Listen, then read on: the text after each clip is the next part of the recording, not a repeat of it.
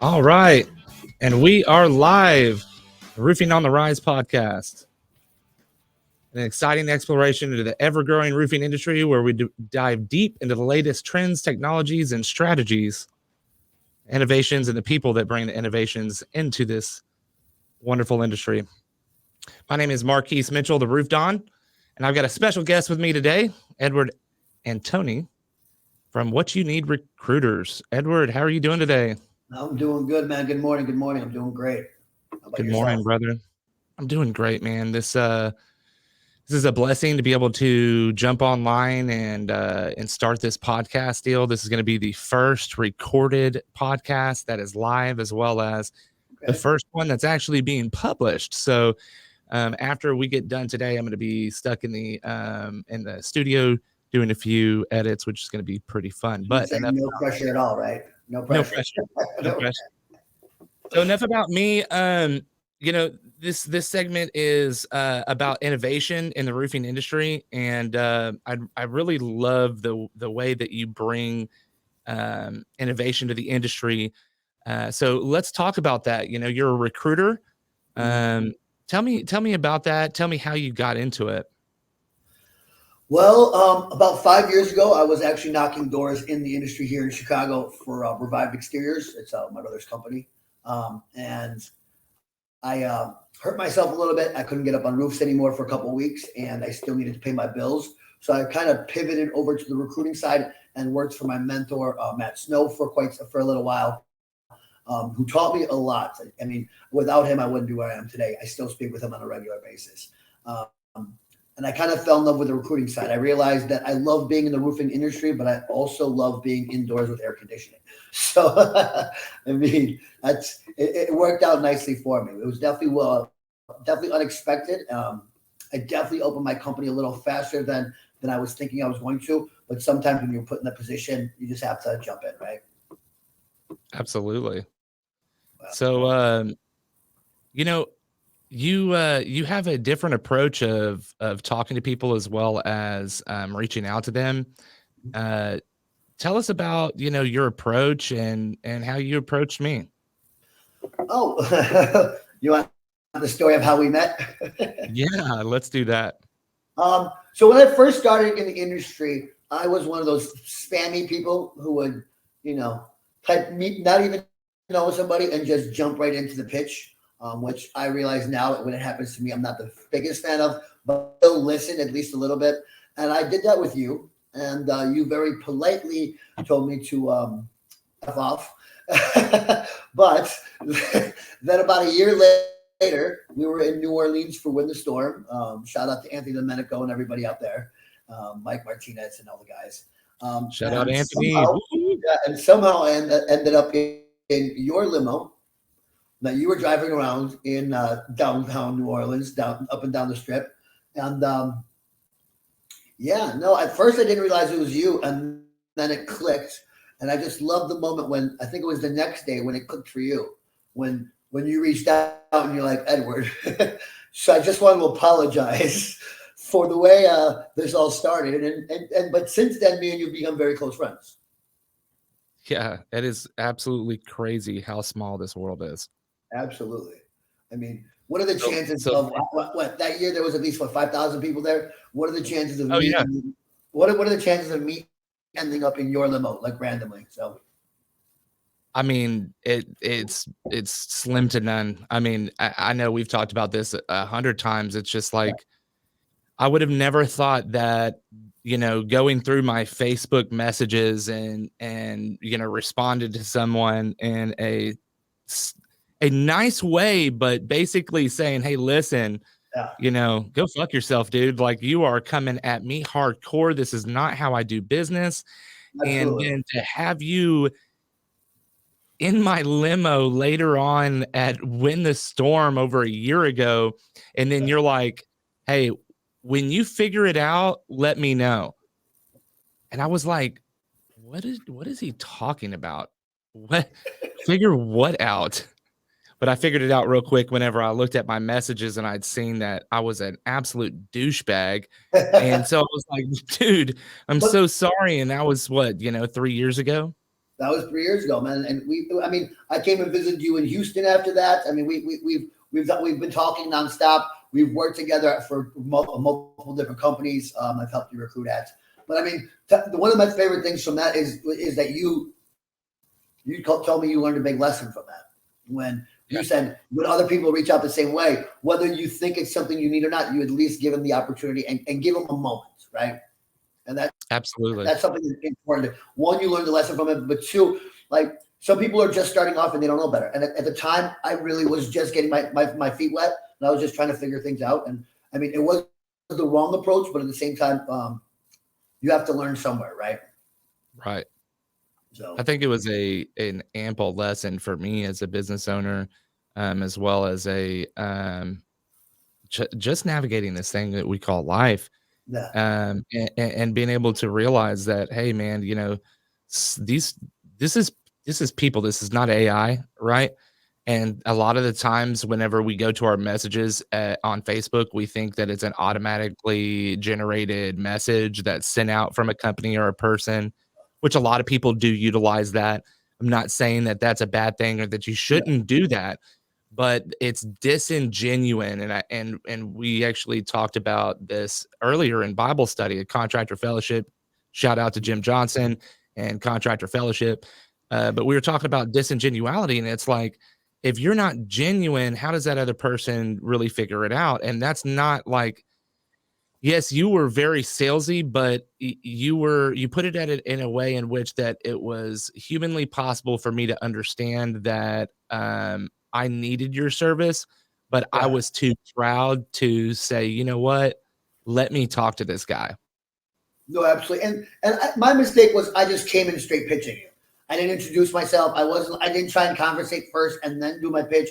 I just jumped in and sent you the message. That was part of the problem as well. That I wasn't. I mean, we probably just became Facebook friends at the time or something like that.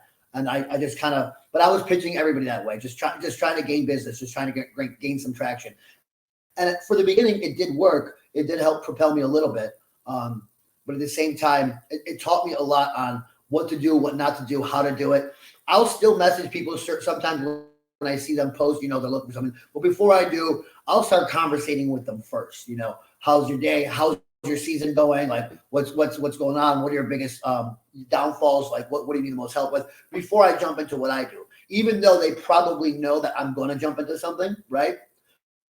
But at least I took the time to introduce myself, ask a little bit about them, learn a little bit about them, rather than just being like, "Hey, do you need me? This is what I do." Right. So I think that's very important to do. I think that's one of the lessons I learned from that as well. That's awesome. So we both learned something Yeah, that was very, very key for our it development. was definitely an eye-opening experience when I jumped in your limo, and it took me a minute to click who you were, and I'm like, oh, and I literally went through my messenger. I'm like, yeah, that is him. What's crazy is, man, we were all up there. It was like me, you, Anthony, Mike, Jacob Guidry, let's see, yeah, Holmes. There were all kinds of people, and we were hanging out. Like it was after When the Storm, and Yeah, we were all hanging out on a patio, and we were talking before we decided to make the conscious decision to leave and go hang out. So it was like, well, we were hanging out first, and I didn't quite grasp who you were, and you didn't either. yeah, And then we got into the limo and left, and like that's when it clicked for you, but it didn't click for me until I got home. It yeah. was like, let me try to find this dude's number. Like, that dude was cool as fuck. Let me Yeah. see what's going on. Like, oh shit, I was an asshole. But I will give you props because you did immediately give me a call and like apologize and like, hey, I now that I realize it, like I could have said that better. So at least you did that and you stepped forward right away. Absolutely, absolutely. I felt so bad. There was no other thing for me to do but to give you a call. It was just like, dude, I'm an asshole. I'm sorry. But that's part of Let's life. build on this. As a man, you have to, yeah, you win some, you lose some. Sometimes you have to realize some things and stepping up to the plate when you have done something. That's a big part of being a man and growing. Absolutely, absolutely. So what you need, recruiters, I've been utilizing your service for quite some time, and I see the value in it. But the reason why I wanted to bring you on is because, you bring an innovation into the roofing industry that not a lot of people utilize. This is something that's kind of on the forefront of the industry. It is a type of trailblazing, if you will, because there's only a few companies out there that somewhat do what you do, and they don't actually do what you do. Um, Everyone does their thing different, Absolutely. and I applaud that. But really, what I'd like to do is dive deep into what you need recruiters. How did you start it? What brought you to where you're at?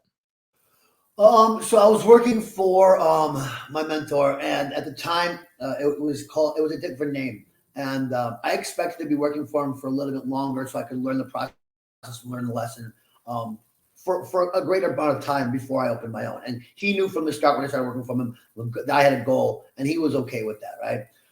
And then a couple months later, about 6, 7 months later, he decided to reposition himself and rebrand and rename his company.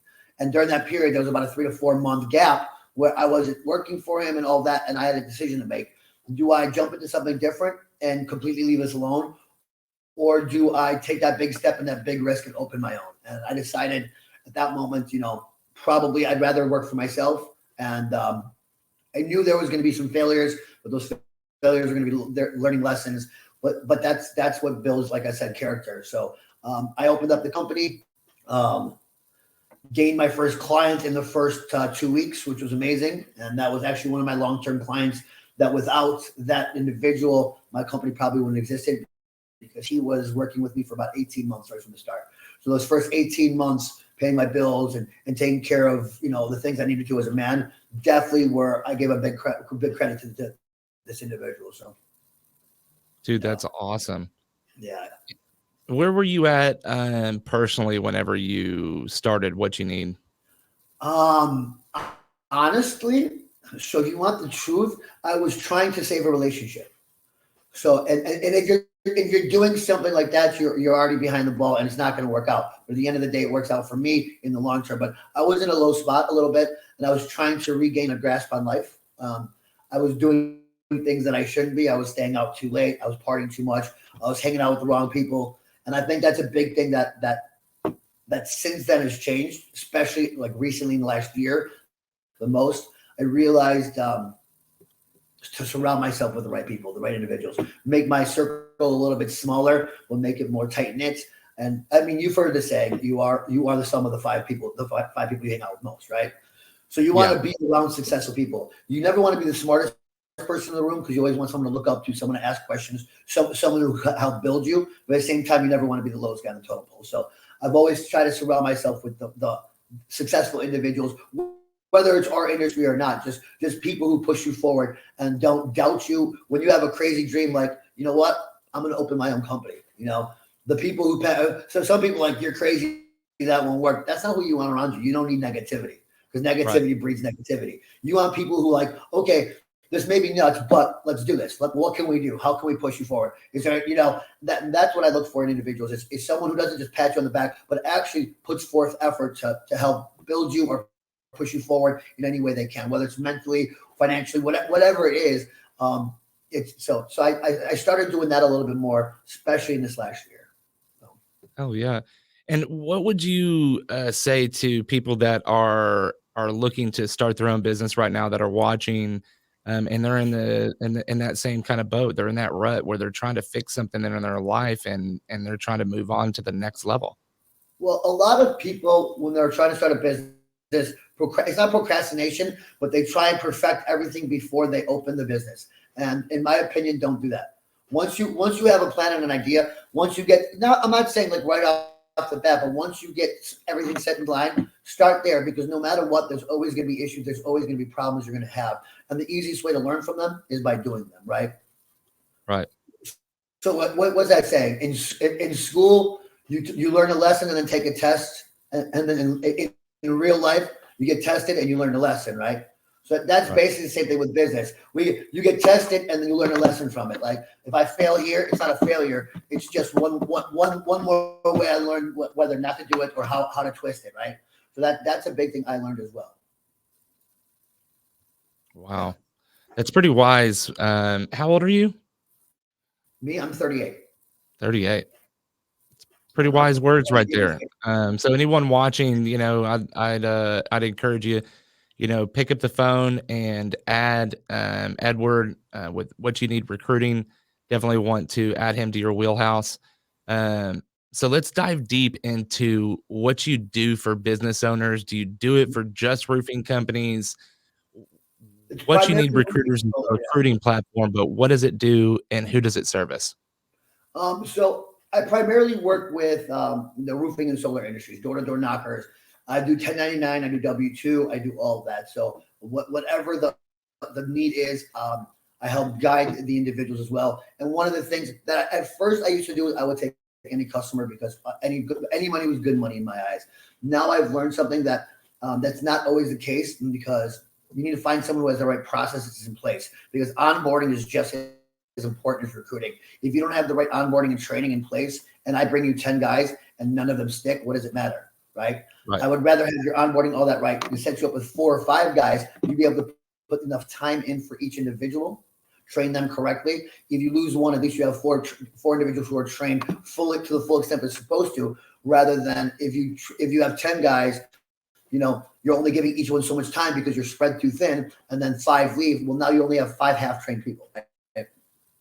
So there's processes that I try to explain to people, and I've turned away people and I let them know where they need to be in order to be prepared for recruiting. Because what'll happen is either they'll say it's my failure because all the people quit, which sure it is actually at that point because I should have informed them and let them know that it's probably not the best bet. But at the time it wasn't where I was. It's one of the lessons I've learned. But it's a lot of yeah. I mean that's pretty much the basis of it. I mean it's all about the entire process. I'm just the beginning of it, and the way what I do for people, just to give a little gist, is I do everything from A to Y. The only thing I don't do is that final interview for people, as you know. I've done this for you. I'll write your ad for you. I will then go through each and every single resume. After that, I do call every resume. I've learned that people who write really good resumes aren't always the best salespeople, and people who real good salespeople can't always write the best resumes. So I do give a lot of people opportunity to at least get on a call, just speak with them, and just see their personality, how it shines through, what their goal is, what their drive is, what kind of person they are, right? So I look for some of those intangibles, and you've seen this firsthand, where some individuals actually, the ones that you've called me on, you're like, what? So I get this one, but why are you sending this person in? And I explained it to you, and what happened? Every single time I told you, I'm like, this is the one, you hired him, right? Right. So, and that's one of the things I think you wanted me to touch on is I'm looking at certain traits that most people aren't. I'm looking at, like when you look at resumes, it's not just the resume. That's why I do a 10 to 15 minute pre-screening. I know within the first 3 minutes whether you're hireable or not, but after that, I'll still push a little bit just to see if there is an opportunity for you to possibly, because some people start shy and then open up as it goes. Right. It's not something you always want in a salesperson, but as long as you see they can open up, that's still a plus. Right. Yeah, there's people that are out there that just want to change their life. There was a speaker, it was actually the first speaker opening at IRE this year, and he was speaking about your hiring process and personality profiles. And he's like, dude, you go and you get your oil changed at Jiffy Lube, right? And there is a lady that walks underneath the grates downstairs underneath your car and changes your oil. And she does that for $15 an hour. Sometimes these people are doing it for much less than that. Yeah. They're pulling in $300 to $400 a week, 500 if they're lucky, and they are living under poverty, and they don't want to do that. She does not wake up and say, I want to go and work on this car all day. She wakes up and she says, there's got to be something else. There's got to be something else here for me to do that will give me purpose. Mm. And that's the big thing when people are getting placed or are looking for placement is, am I going to feel accomplished? Am I going to be valued here? Because they're leaving some place that's not valuable to them, or they Yes. don't feel valued by their employer. So it's your responsibility as an employer to be able to cut that mold and be different than everyone else. So, going back to the workforce, there's a lot of people that are out there that us contractors or us business owners would not necessarily call, not necessarily even hire, Mm. right? It wouldn't be on our forethought.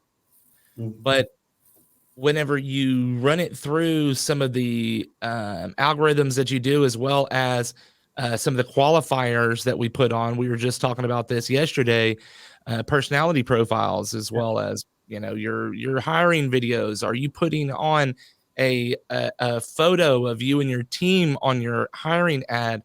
What does that hiring ad look like? Are you selling a pipe dream, Mm. right?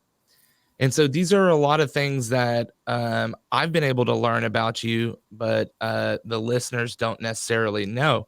Of So course. let's go over some of these things so that these people can understand the value of what you need recruiters. Well, one of the things one of my clients told me the other day is they have a really nice office, and at first it didn't click to me why he's telling me that, but then we started discussing it. And he goes, "Here's the thing: if someone comes in and you're selling them a dream, and you're telling them that they can make $150,000, $200,000 a year, which have a little shitty office. The things don't match up, right? If you can make so much Right. money, then why does the office look like this? If there's so much money that you've made, why isn't the office a little nicer? And so the dream has to match the office. It's got to be all in sync. And that's one thing that after he said it and it clicked, I'm like, that's one thing that I do tell a lot of people. Another thing, so one of the biggest things we have that's in our industry, I say most industries, but our industry especially, is no call, no shows and things like that. Correct. Now, Right. one of the ways we try and deter that is we try and have as many touches as possible. So that's after my original confirmation email, I have my clients like yourself send out another one. We're very interested in seeing you. Another step we put into place is now we're going to be doing the personality test. So what you want to do is get them involved in the process as much as possible, because that means they're already committed to a certain point. So at that point, if they've already done four or five steps, right, prior to coming in for the interview, they're more inclined to come in because they've already put some effort into it, right? But if it's just one phone call, please come in tomorrow, it's going to be, we've seen some of the ratios, right? Right. So, I mean, that's very important is keeping them involved in the process and letting them know that you are interested. And it's got to come more from than just me. It's also the client from you, right? So, and that's one of the things I've changed recently and I've been doing with you. And we have seen an uptick in making sure we don't have no shows, right? Right. I mean, it's not a perfect thing. The scenario is a lot of people these days, I feel, don't want to work, right? They feel like they do, or they apply like they do, but then they really don't. Whether it was COVID-19 where people got used to sitting at home on the couch, whether it was government handout, whatever the situation is, a lot of people feel more entitled and they feel like they're owed something rather than they need to work for something. Yeah, I feel like that a lot, and be it that, we're in this industry of finding people and recruiting, that feels very true, right? But that kind of goes back to what that speaker was saying at IRE, where he was like, there are people that are changing your oil that don't want to. And they wake up every morning and they bust their ass. And the thought is, well, they're going to work every day. Why can't they go out and sell a roof every day? Or why can't they go out and sell a solar job every day? Or why can't they supplement harder or what have you? And really, this is a mindset issue. This is a culture deficit. We're dealing with this on a mass scale. And 100%. this is not just in our industry. This is worldwide. This is definitely nationwide for sure. Where we're running the issue of the people applying but not showing up, people signing contracts And still not showing up. and not showing up. So this may get me some slack from people, but whatever. Not a lot of people like Andrew Tate. But one of the things I take from him that he has said that I've heard that I fully agree with is the difference between a successful person or a winner is, do we get depressed? Do we have bad days? Are there days where I'm in bed and I don't want to get up? 100%. But a winner or a successful person, that's what makes you truly a grown man, is you wake up and do the things you don't want to. Every day, whether I'm depressed, whether I'm having a bad day, it doesn't matter. I'm still going to get up, and my routine is my routine, and it has to happen. That's the difference between someone who's going to be successful, because the other side of it, which is what we're talking about, are the individuals who they have this dream, right? And they feel they want this and they deserve this, but they're not willing to put that effort in. They're not willing to do the things they don't want to do. So their grind, their hustle doesn't match their dream. Yeah. Yeah, you could talk about it all day long, and unless you do it, it's just lip service. Exactly. Wish in one hand and shit in the other. See which one fills up first, right? So, right. and that's a big problem with a lot of people is they don't understand is, oh my God, I can't do this because I'm having a bad day or I'm depressed. Well, the only way to get out of that depression is to wake up and do something. Wake up and grind. Wake up and have an effort and give yourself something to be proud of, right? Right. And every day, and the thing is, it's if you don't like who you were yesterday, that's the best thing is once you fall asleep, you can try and be better tomorrow. And every day, just try to be a little bit better than the man you were yesterday, and it'll all add up. After a while, you're going to look back and be like, wow, that's all it took was just a little bit every day. Don't look a month down the road. Don't look a year down the road. Look at tomorrow. That's it. Look at the small steps, because you don't when you're getting on a roof, you don't just get from the ground to the roof. You got to step one step at a time on the ladder, right? It's the same thing. Right. You got to go one rung at a time. I like that. That's so I mean that's a lot of things. A lot of people look at these big dreams and these big goals, but they don't break them down enough. And that's a problem, because when you make a big goal, as soon as you see something go wrong, it's a failure, right? With smaller goals, when you break it down, okay, maybe that's failure, but the next day is still small step. So that's key to me. Yeah, failure is, I feel, an essential part of growth. I actually posted that this morning about Thomas Edison. Yeah. And someone corrected me, which I like, because that's what I was looking for. I actually misspelled Thomas Edison on purpose, and I also put in that he failed. And ultimately he did fail, but he failed 1,000 times. He figured out a way in which that didn't work. Mm-hmm. And that's what Thomas Edison said. He found 10,000 ways that didn't work. And what does that equate to us? What does that translate to us? How are you going to take that and apply that to your life? And that was really what my sales meeting was about yesterday, was mindset. You're not in the financial situation that you want to be in because of you. You're not closing the jobs that you want to close because of you. There's no one that's here in my office that's sitting here for no reason. Right? We're all where we're at for a reason. And I feel like a lot of the times we lose sight of our purpose. Yeah. We lose sight of our why. And we have to get reminded. I like that you said that. The why, and it's, most people think the why is the financial gain. And yes, I'm sure that's a big part of it. But the true why, whether it's building a legacy for your family, building an empire, building something you be proud of, making your wife happy, like whatever. But there's got to be a different why outside of just the financial gain. You have to have another driving force, and most people don't really have that. They just look at the money or whatever else, and that could work for a little while, but sooner or later that can fade. Because as soon as you start faltering and you're not getting the deals you're not bringing in as much money, then you start falling off because you don't have a secondary why on why I should keep grinding and pushing forward. So Yeah. that's one of the big things that I mean, like I said, when I first started, I was not in the greatest place mentally. So like whatever, I was going out too much. And one of the biggest things that I've changed is one, I don't drink as often. I don't drink during the week at all. Only on the weekends and here and there. I stopped doing other bad things, which was a big part of it.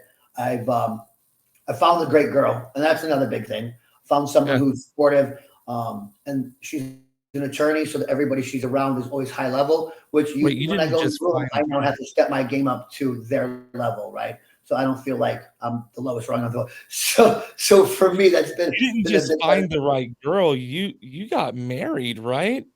Yeah, I mean, yes. It was a yes. I got married. It was a commitment ceremony. Me and her still consider our marriage, but it was quite quickly. Me and her fell in love within a month, and then on my birthday this year, we went and got married randomly. That is absolutely insane. I know. I love it. I like, know you honestly, I was like, look, you got to find the right one. And that's really, really what's important in business. You look at any really successful businessman, and you're going to find that there is a very solid and well-rounded woman that's standing behind that person. Exactly. Right. A good support system. That constant. Yeah. It's that consistent. It's that support system. Win, lose, money, not. She's always going to be there, and she's always going to push you forward. She's always going to try and show you the bright side of things. And yeah, no, that's very important. That's finally what I have now. I mean, Anna has been a godsend to me. And yeah, I mean, it's that. And another big thing people need to realize is you have to set, if you're trying to be successful, it's not just a relationship. Relationship's important, but if you don't have that, you have to have a set routine. Right. A routine creates something that will help propel you forward. Go to the gym every day, right? Wake up at this time, go to the gym. Like have everything set in stone, so you know that. And once that falters, you start falling off a little, which I noticed because I was going to the gym for a while, and then I stopped for about 2 weeks when I moved into my new apartment. And I can instantly tell mindset was different. Everything was off because getting that stress gone. That 1 hour of time getting the stress out, but also at the same time while I'm there, it lets me process with nobody else in the way and think about things on how I'm going to structure my day and everything else. So just all of that put together, it's all the little pieces that help get you to where you need to be. There's no special sauce. There's no magic button that you could press to get there. It's a grind on a daily basis. Right. I like that. So, the fact that you brought that up, twice is really important. Having a daily regiment, whenever you wake up at a certain time, you go to the gym at a certain time, you meditate at a certain time, you start going to work at a certain time, and eventually you're going to find that that's a recipe for success, right? When you set yourself up, especially as a business owner, when somebody comes in and they're looking at employment with you, are you sloppy? Do you look like you just rolled out of bed? Have you been drinking this morning? Yeah. Are you high as fuck? Or did you go drinking last night and you're hungover? 100%. It's a fucking culture issue in our industry. Absolutely. Where in the last time I interviewed, like somebody called me to go to a bar. If you're watching right now and you interview at a bar, stop. Call me. Yeah, call if Edward. You don't have an office space, do it at a coffee shop, do it at something like that, but not a bar. Yes. Bar, yeah. Yeah. Right. So I mean, that regimen is very, very important. That's actually why, this morning we were gonna air at 9:00, but we're a little bit behind, and I love the fact that, everyone that I've brought on so far, which has only been 2 people, but I've played with this thing a couple of times too. So everybody that's been brought on is like, look, bro, it's just fine. Like, we're a couple minutes late. Don't worry about it. And that's something that you brought up earlier was, when you're getting into business, don't wait till the perfect time. Don't wait until it's just right. Don't wait until you think it's perfect. Do it now. That way, you're ahead of this thing. 100%. Like when I love that. when you're at episode of 100, right?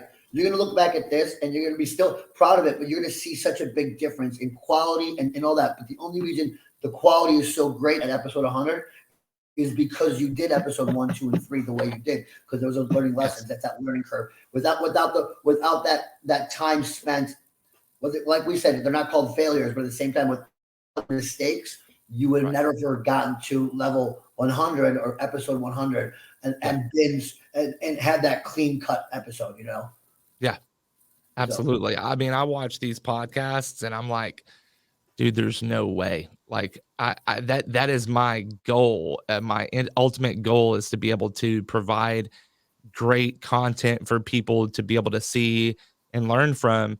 And that I make a mark and I make a impact in the industry as well as the world around me. Like that's the big thing. That's as innovators, as trailblazers, as owners of roofing companies and our businesses. That's what we are looking for, is to make a mark on this world and to leave a positive impact. And if that's not your outlook, if that's not what you're looking to do, if your motives are anything other than that, then you need to check your motives. I get, you've got, your family or whatever, and that all comes with it. That all ties into that why, but that's not the 100% why. And I really do like the fact that, when you came on with the power of positivity, not negativity. 100%. So talk to me about your daily regimen. What do you do to help get you, ready for the day?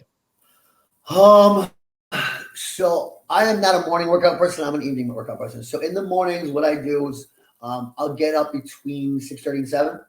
Yeah. Make myself a small breakfast. It's a protein shake, so that way it's a little meal replacement and a coffee. Read a little bit of news, and then at first I'll jump into things like marketing or whatever else, whatever I set aside that I needed to do first thing in the morning. Whenever I'm going to bed, I always earmark one thing that I have to do right away. Right? Whether it's my marketing, whether it's certain sales calls, but those things are taken care of. So that way I already feel that my day has been a success because I've gotten certain things done that I know I have to do. So it's always trying to find something to push you in a positive note. So if you're doing, if you every morning, and they don't have to be the exact same, but if you set something aside that you have to do that's prioritized, and you do that, you already have the satisfaction of completing one task, and you build forward. I forget who said it. He was Navy SEAL. I can't remember his name right now, but he said first thing you do in the morning is you make your bed, because if you don't, the rest of your day is going to be the same. When you make your bed, you have now completed a task in full, so you've set the tone for the day, correct? And that's something I've learned is setting the tone for the day. Yeah. I think that's really important, being able to wake up and set that tone for the day, regardless of what that tone is, what that means for you. Some people are workout in the morning, some people are workout in the evening, some people, the cup of coffee is really important. And I'm noticing right now that, I've been making my coffee once I get to the office, but I really need my coffee when I wake up. Yeah. Like it's something that I need so that I can start processing, because shit hit the fan yesterday at 6:00 in the morning. It did not wait for me to get into the gym. It did not wait for me to start my regiment. And I think that's where, a lot of people start to falter or fail or get that negativity bred into their business is, they miss their regiment or what have you. And they think that they have failed or that hasn't been hit. And so since it hasn't been hit, you fall down that ladder, you miss that one run on that ladder. So you start falling down. And I feel like if we can reground ourselves and really understand, like, okay, I may have missed that, but I didn't miss it forever, right? Like tomorrow I'm getting right back onto it, or when I get back this evening. Also, sometimes you're supposed to miss those things because So sometimes it pushes you in the direction of what you're supposed to be doing, right? Yeah. So sometimes you're supposed to miss that. And in your mind, if you look at it as something bad, you're missing what it's pushing you towards. Like God works in various ways, right?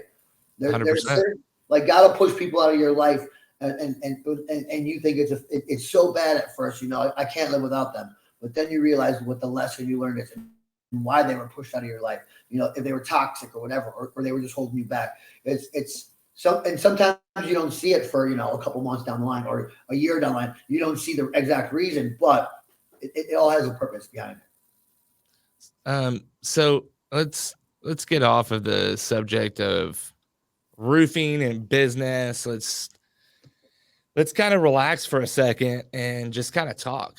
The current news, dude, TikTok, they're talking about taking TikTok down. I think that's great. Fuck? You think it's great? That's great. Yeah. So the difference between the TikTok that's here and the TikTok that's in China, correct? No, I don't. Oh, okay. So TikTok in China, if you're under the age of like 13, you're not allowed on it. Well, once you're 13, you're only issued like 2 hours a day. But you get points and whatever and applause for doing good things like science experiments and things that educate you, correct? Versus what we have here is a completely different TikTok. What you get more likes for shaking your ass and things like that. So right. What it's doing, in my opinion, is making our country more educationally up and bringing us to a level of a little bit lower, right? So it's kind of a war from within, right? Right. And I think if we get rid of that, I think a big problem too is a lot of people think they're going to become TikTok famous overnight, right? So no, that's part of the reason no one wants to work, right? Do you think that it's going to spill over to Facebook? It's going to spill over somewhere. If they take TikTok down, it'll hit Instagram more. It'll hit everything else. So it'll still be happening. But I mean, at this point, I don't think they can take it down. I know they're talking about it. I just don't see it happening. Right. I think that, as the government, if they would take that down, they understand how much tax revenue they're going to lose. Yeah. Not to mention the free speech and all that Exactly. that they'd be, impeding on. But I didn't even really throw that into the mix. Like, that's kind of First Amendment rights right there, being able to express yourself in any way that you want. But a platform, it's kind of like MySpace. Like, we used to have MySpace, but MySpace is not the thing anymore. What are we on right now? We are live on Facebook, right? Yeah. It's pushed out to Instagram, which is linked with Facebook. So, I feel like what's happening on TikTok is going to happen regardless. If it's going to be on TikTok, if it's going to be on Facebook, if it's going to be on Twitter, whatever. It's just like, it is what it is. Like, this TikTok thing has been big, and like you said, you think it could be a good thing. I'm just kind of like, I'm tired of hearing about it. And I know it just popped off, but it's like, we're talking about it in this podcast. It's been in, I looked at like 3 other podcasts, they talked about it. It's been at the forefront of meals. When I walked into Taco Bell on Monday at 9:00 at night, someone was talking about it. Yeah. And it's like, all right, this is the current issue. You know what I mean? So that's why I figured, bring it up. It's a current issue. How many Americans are there? How many people in America? 330 million? Yeah, there's something in that area. Really, right. Yeah. There's 10 million just in DC alone. Yeah. I think in the entire US of A, it's 330 million. Do you know how many US citizens are on TikTok? 150 million. So half of our country is on TikTok. Those are insane numbers. I actually saw that this morning on the news. Pretty much half of this country is on TikTok. Yeah. So I don't see, I think it's more, when the government says they want to take it down, I think it's more just a speaking point and a posturing thing for elections and stuff like that, more than it is the reality of it, because I don't think they could take that away now. It's too big. It's too big of a platform. There's too many influencers on there that have worked to build pretty much to them. It's a business, right? They Yeah. build a business on TikTok. They make money off the videos, but on top of it, they get companies that come to them and that they could promote, and they make money off that. So all those endorsements, all that, you're going to take all that away. It's going to create a lawsuit that they're just not ready for. Yeah, I could see that. I mean, do you utilize TikTok for recruiting? I don't know how to yet. I've been considering it. I've been speaking with a couple people on how I should be doing that. But at this moment, I'm not. But like I said, it's and I probably should jump in it and just learn how to fail and go from there. So it's probably what I'm going to do. But I'll tell you who you need to talk to. TJ McCormick. TJ McCormick is on the TikTok, on Facebook. He is on point with that stuff. Actually, I had so I've been playing with the professional mode, and I'm not on it right now, but I'm about to redo it. So I'm probably going to go ahead and start it today again. Yeah. But when I switched to the professional mode, and not a lot of people understand this or know this, so if you're watching, pay attention. When you switch from professional mode and you're editing on a third-party app, if you put music on that video and upload it to Facebook, you are breaching copyright infringements.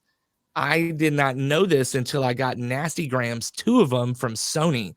Oh, wow. And it was like this. I got a cease and desist from Sony, and then I took it down. I reposted it the way that I thought that TJ told me to. I didn't listen, full disclosure. I didn't follow all the steps properly. And it happened again. And he said, okay, listen, do this for me. And he said, go back to your video, go to the top of it, and click the audio so that it doesn't play any audio on your video. Upload that onto Facebook, then add the audio from Facebook. Boom. Nasty grams gone. Right? But I didn't know this until I reached out to TJ. TJ was humble, and he was able to help me with that. So, if you're really looking for someone to help you in that avenue, I'd definitely hit up TJ. I'd text him, hit him up on Facebook. Just, hey man, listen, I got a couple ideas. Help me out.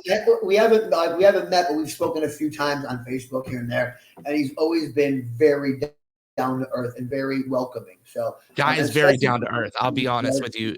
I had him on Facebook forever.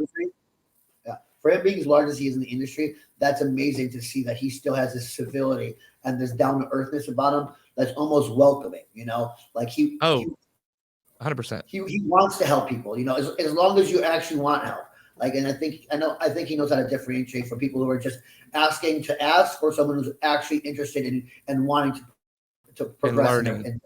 Yeah, exactly. Right. As well as trying to make an impact in the industry. Like, if he, I'm not going to speak for him, but I do know that I what I've seen out of him is just, let me be of service. Let me help. Yeah. And that's what he's done. And the way in which that he educates is awesome. And I mean, I'm not going to lie. Like, I envy that. I envy the way that he's been able to catapult himself. And so that's why, I came to him humbly and asked him. And I was, like you said, very surprised that he was going to be so humble about it. I mean, the guy is viral on multiple apps. That I know what that would do to me. I know it would probably get to my head just a little bit.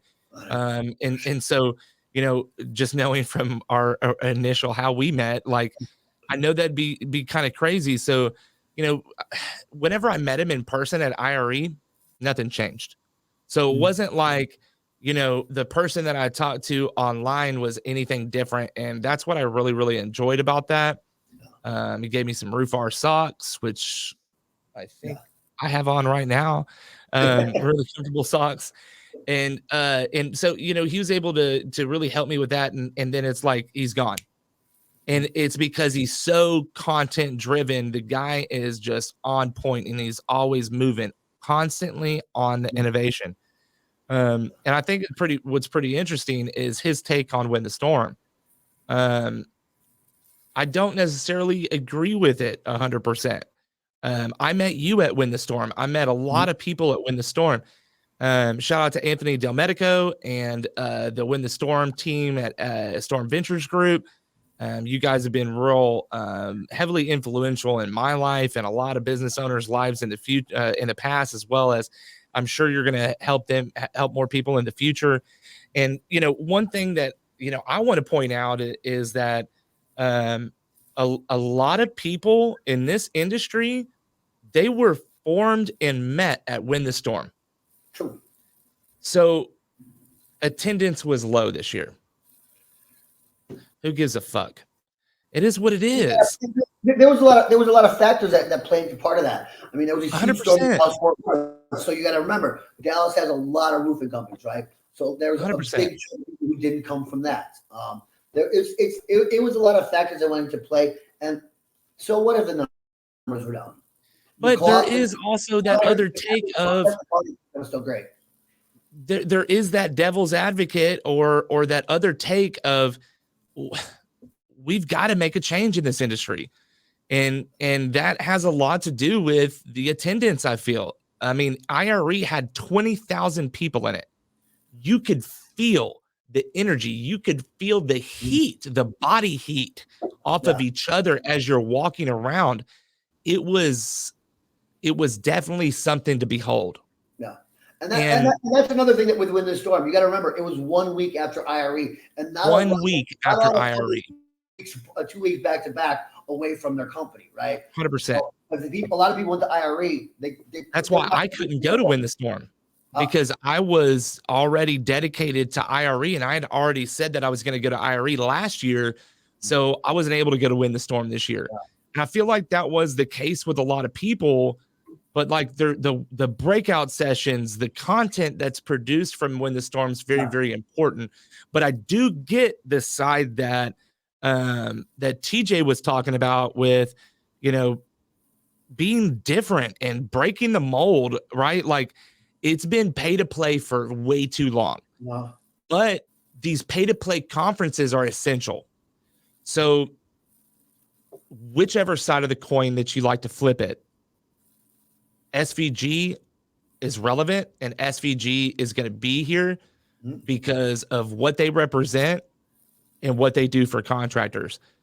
So there's been a culture issue in the past. Well, have you been paying attention? Anthony got baptized this year. Did you see that? I did not. Yeah, so Anthony got baptized.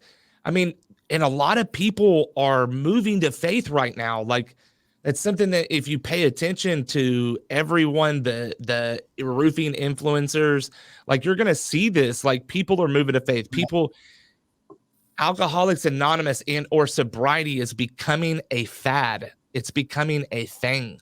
People are now saying, you know what? I'm not drinking anymore. You know what? I'm not drugging anymore. Why? Doesn't matter.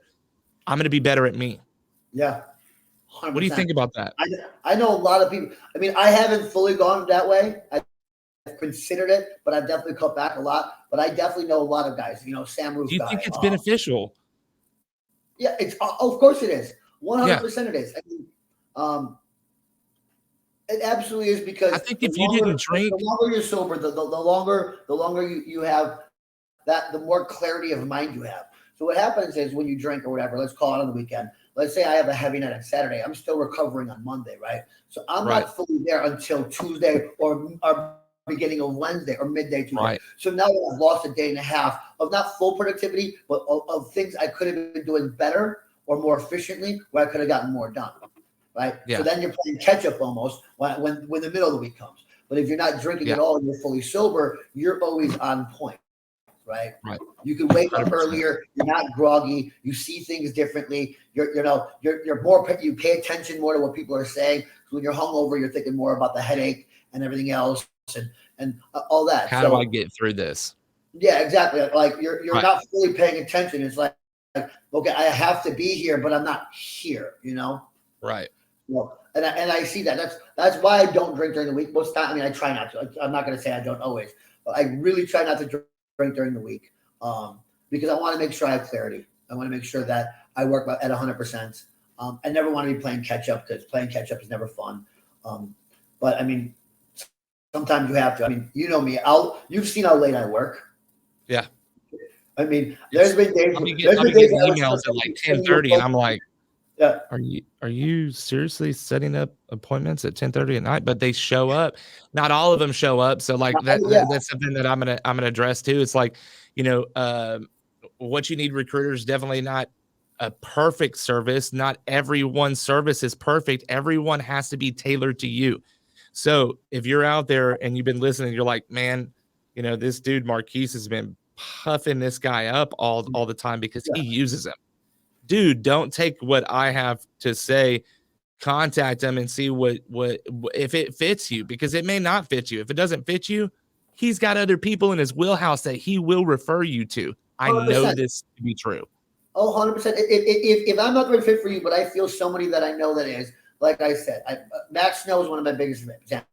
Yeah. I think he's a great guy. Me and him will push people towards each other. If it's not a good fit with me, maybe it'll be a good fit with him.